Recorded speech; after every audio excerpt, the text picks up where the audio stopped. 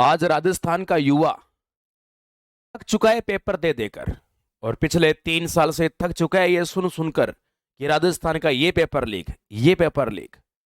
ऐसी कोई भर्ती है जो इन सालों में, इन दिनों में जो भर्ती हुई और पारदर्शिता के साथ में पेपर को कंडक्ट करवा लिया गया हो?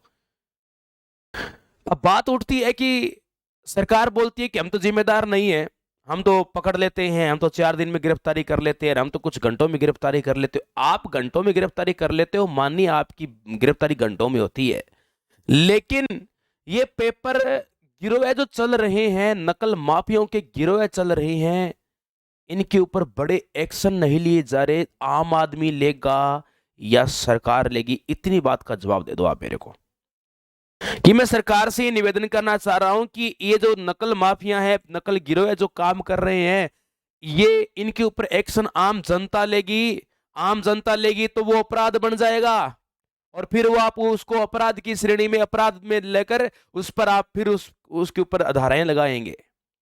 इसलिए सरकार के पास कानून में उनके लिए प्रावधान है, और कानून के प्रावधान के अनुसार उनके ऊपर कार्रवाई क्यों नहीं की जानी चाहिए? आपको सब पता है साहब। आप इतने बड़े सिस्टम में बैठे हैं तो आपको क्या पता नहीं है? आपको सब पता है। बार बार जब जब पेपर लीक हो रहा है, जब जब पेपर लीक हो रहा है, तो उस समय बार बार कई आंदोलन करते हैं। कोई क्या करते हैं, एक ही मांग होती है, इसके लिए बड़ा कानून बनाया जाए।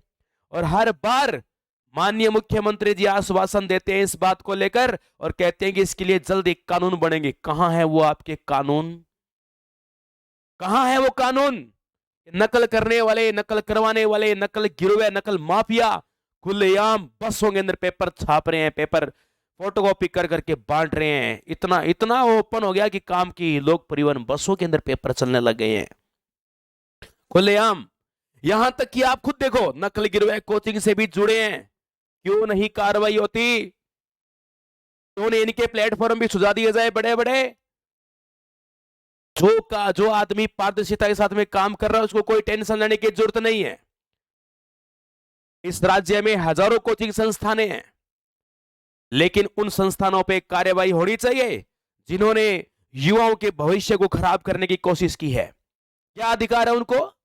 कोचिंग क्लासेस का काम होता है, कोचिंग क्लासेस का काम होता है युवाओं के भविष्य को संवारने का। आप एक शुल्क के अंदर आप संस्था चलाकर आप युवाओं को आप कोचिंग दे रहे हैं, आप मार्गदर्शन कर रहे हैं। शर्म आनी चाहिए उन कोचिंग वालों को ऐसे काम करते हुए। युवाओं के भविष्य पे पानी फेर रहे हैं वो लोग। सरकार को इनके ऊपर कड़ा फैसला लेना चाहिए। जो उनके लिए कानून में प्रावधान है उस हिसाब से उनको सजा मिलनी चाहिए। मैं राजस्थान सरकार से निवेदन करता हूं, कोचिंग क्लासेस से हम भी जुड़े हैं, लेकिन पूर्ण रूप से पूरा काम पारदर्शिता के साथ में किया जाता है। जब तक भय नहीं होगा, महाभारत के युद्ध में भी भय था, उस भय की वजह से ही साथियों काम होता है। भय बिना कोई काम नहीं होता है। जब तक इन अपराधियों के पास, इन गिरोह के पास, इन माफियों के पास एक भय नहीं होगा, तब तक यह मामला रुकने वाला नहीं है। परंपरा बना दी है। सुनते हुए बड़ा दुख हो रहा है। एक नहीं 4 पेपर आउट हुए हैं, एक नहीं 4 पेपर आउट हुए हैं। माननीय मुख्यमंत्री जी, बड़े सिस्टम में बैठे बड़े अधिकारियों, क्या आपको पता नहीं राजस्थान का युवा कैसे तैयारी कर रहा है? कोई अपने बच्चों को छोड़कर गांव में, शहर में आके तैयारी कर रहा है।